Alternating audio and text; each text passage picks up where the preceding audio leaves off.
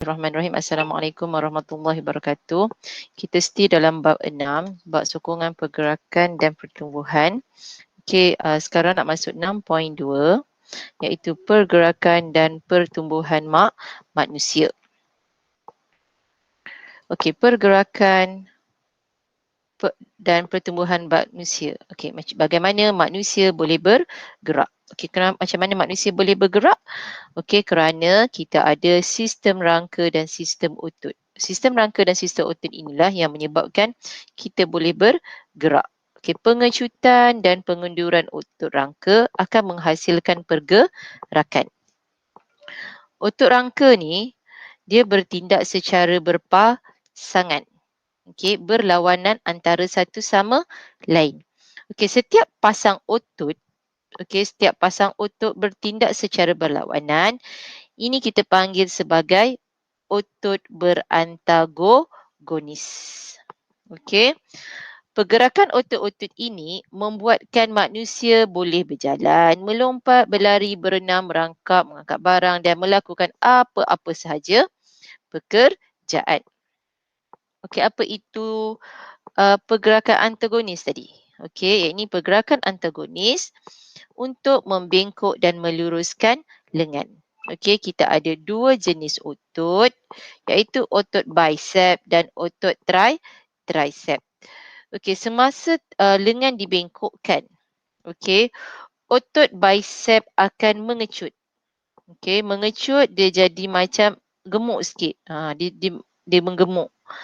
Gemuk dia pendek. Okey, manakala otot tricep pula akan mengendur. Mengendur ni awak tengok dia. Okey, dia panjang, dia kurus panjang sikit. Okey. Apabila kita meluruskan tangan, kita balik pula. Okey. Otot tricep pula akan mengecut.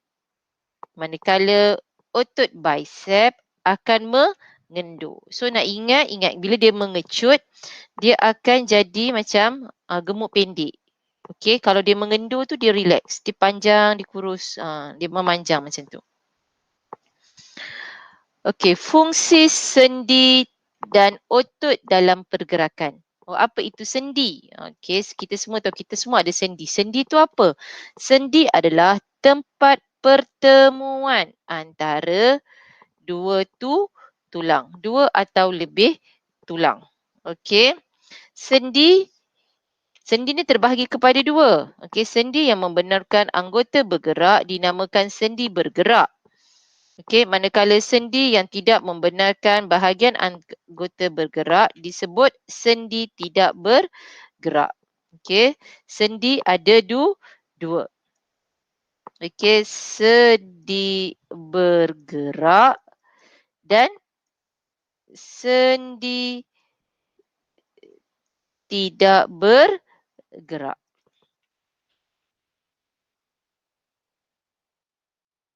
Okey, contoh sendi bergerak. Okey, ini sendi. Apa makna sendi tadi? Pertemuan dua atau tiga tulang. Okey. Okey, sekarang kita tengok ligamen. Apa itu ligamen? Ligamen ni ialah tisu penghubung. Okey, tisu penghubung.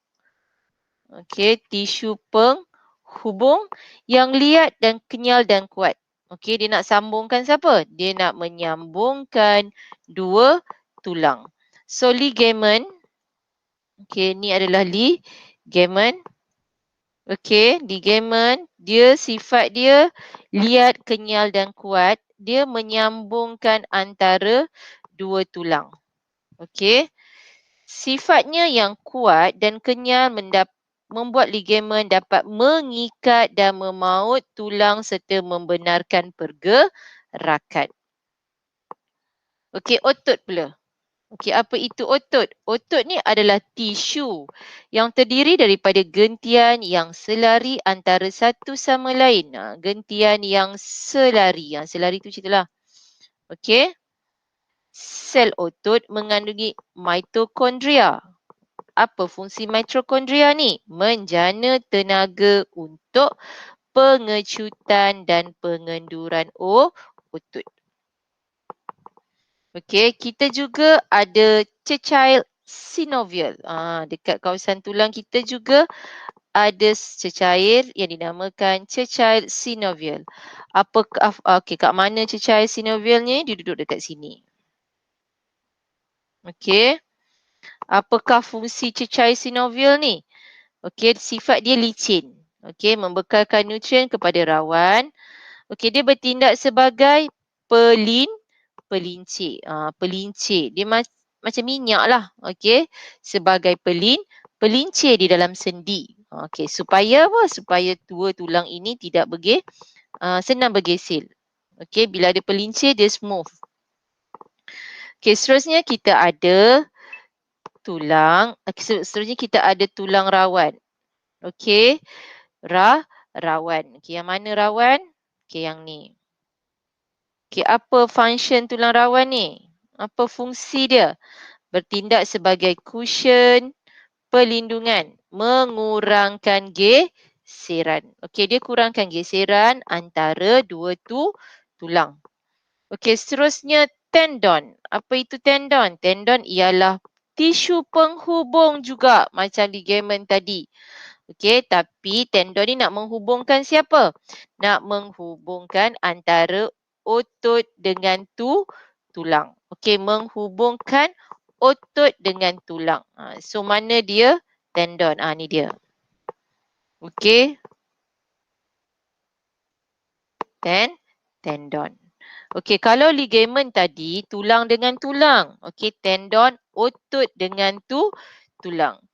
Okey, kuat dan tidak kenyal, daya pengencitan otot akan dipindahkan kepada tulang melalui tendon.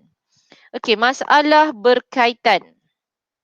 Okey, masalah berkaitan dengan sendi otot dalam kehidupan. Okey, kita boleh mendapat masalah sendi dan otot ni ada beberapa faktor lah. Okey, yang pertama kecederaan. Okey, kita boleh dapat daripada kecederaan. Contohnya kita bersukan, berlari, melompat, terkehil, terjatuh dan sebagainya boleh mengakibatkan kecederaan pada sendi dan otot. Okey, selain daripada aktiviti fizikal, okey, boleh juga faktor usia di kalangan warga tua. Okey, semakin meningkat umur mungkin kita punya pelincir apa semua pada lutut itu semakin berkurang. Okey, sekarang kita masuk kepada pola pertumbuhan manusia pula. Okey. Pertumbuhan manusia. Apa itu pertumbuhan? Pertumbuhan adalah proses berlakunya perubahan dari segi saiz, jumlah bilangan sel, berat, bentuk badan, fungsi badan. Okey. Pertumbuhan juga adalah proses yang kekal dan tidak boleh berbalik. Okey, dia kekal. Okey, dia tak boleh berbalik dari tua nak jadi bayi. Tak boleh.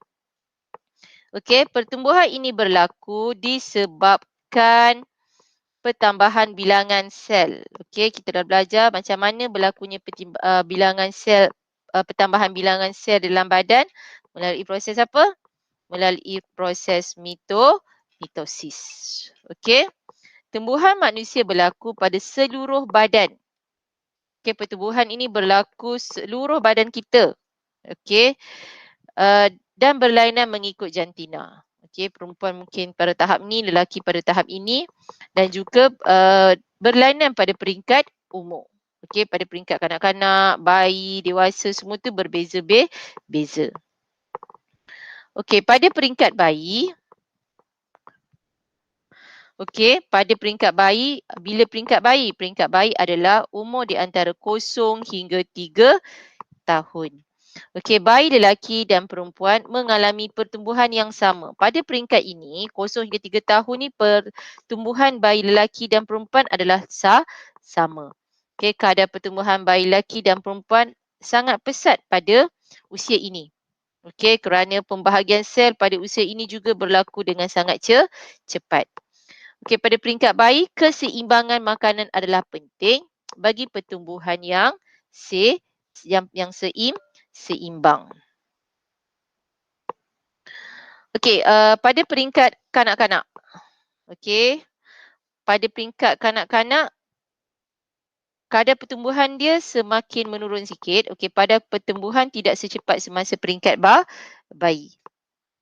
Pada peringkat kanak-kanak, pertumbuhan kanak-kanak lelaki adalah lebih cepat berbanding dengan pertumbuhan kanak-kanak perempuan. Pada umur ini juga, makanan seimbang sangat diperlukan. Untuk apa? Untuk pertumbuhan sel yang seimbang. Pada peringkat remaja. Bilakah usia remaja? Pada awal remaja, usia antara 13 hingga 15 tahun.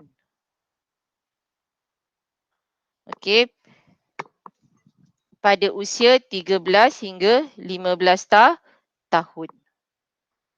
Kedua-dua jantina mengalami pada waktu ini, lelaki dan perempuan mengalami pertumbuhan yang pesat.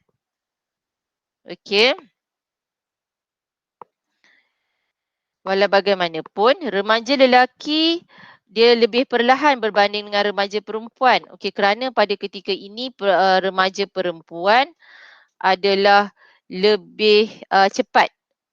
Akhir balik. Pada peringkat ini, remaja perempuan kebiasaannya lebih tinggi dan besar berbanding dengan remaja lelaki. Pada peringkat ini juga perubahan ciri-ciri seks sekunder bagi remaja mula berlaku. Peringkat remaja seterusnya. Iaitu pada usia 16 hingga 18 tahun. Pada usia 16 hingga 18 tahun ini, pertumbuhan bagi remaja perempuan akan terhenti. Mula mengurang. Mula mengurang dan seterusnya akan terhenti. Berbeza pula dengan remaja lelaki. Remaja lelaki pula pada usia inilah pertumbuhan dia pesat. Sehinggalah ke umur 18 hingga 20 tahun. Kerana pada usia ini, antara usia inilah remaja lelaki mula akil balik. Atas sebab ini, remaja lelaki biasanya kelihatan lebih besar. Pada usia dah sampai 20 tu, ke atas tu lelaki ni nampak lagi besar kerana pertumbuhan dia lebihlah lama. Pertumbuhan dia lebih lama berbanding dengan remaja perempuan. Seterusnya pada peringkat dewasa. Pada peringkat dewasa, lelaki dewasa adalah kebiasaannya lebih tinggi dan besar daripada dewasa perempuan. Kenapa? Kerana pertumbuhan lelaki adalah lebih lama berbanding dengan perempuan. Pertumbuhan lelaki tadi sampai umur 20. Kalau perempuan sampai umur 13-15 dia dah stop meninggi dah. So dia akan kelihatan lebih besarlah dan tinggi. Pada peringkat usia ini juga, pertumbuhan manusia adalah mala. Mala ni maknanya pada tingkat dewasa ni ketinggian kita tidak akan bertambah dah. Kalau kita tengok graf pun dia dah mendata. Mendata maknanya dia dah mala. Hal ini bermakna pertumbuhan manusia terhenti kecuali pada bahagian-bahagian tertentulah. Seperti kuku, kulit, rambut dan sebagainya.